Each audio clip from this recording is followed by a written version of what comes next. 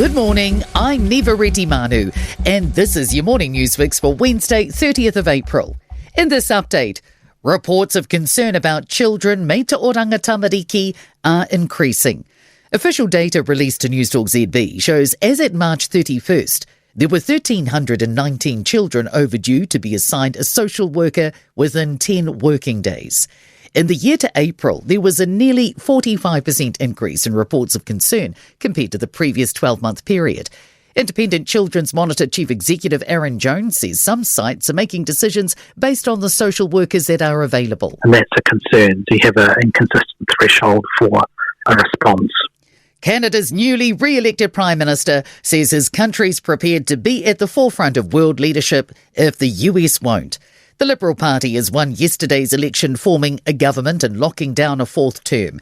It's an upset loss for the Conservative Party, which was leading the polls 6 weeks ago, until Mark Carney replaced Justin Trudeau as Liberal leader.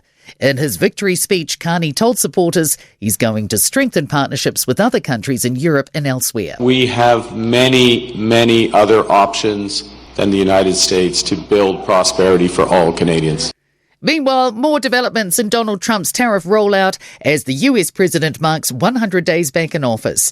Officials say Trump's preparing to ease tariffs on auto parts for US car makers.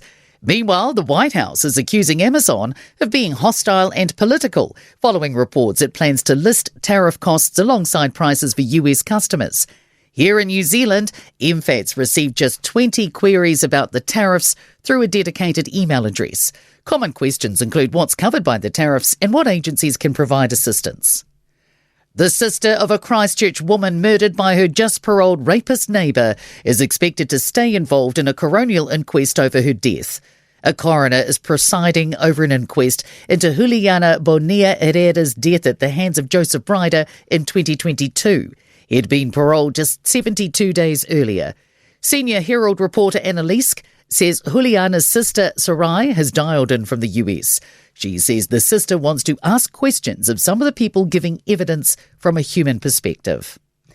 A new police tool being trialled allows officers to extract data from wearable devices like smartwatches.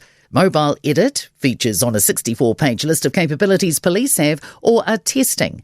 It can only be used on devices lawfully obtained under a search warrant or with the person's consent. Gorilla Technology Chief Executive Paul Spain says there are many situations where it could prove useful. Something like the person said, no, I was asleep, and actually there was enough data in the wearable to indicate that, no, you weren't, you had an elevated heart rate at that time. And in sport, Queensland Reds coach Les Kiss will be officially unveiled as the Wallabies' next head coach later this morning, but he'll take the helm from 2026 after he completes his Super Rugby duties. The Warriors have made one change to their 17 for Saturday's NRL Magic Round clash against the Cowboys in Brisbane. While the run-on side is unchanged, playmaker Te Maire Martin comes onto the interchange for Jacob Laban. The Indian Panthers NBL game against the Canterbury Rams in Pukekohe has been postponed. I'm Neva Retimanu, and that's your latest news fix. We'll be back with the next update at midday from the Newstalk ZB newsroom.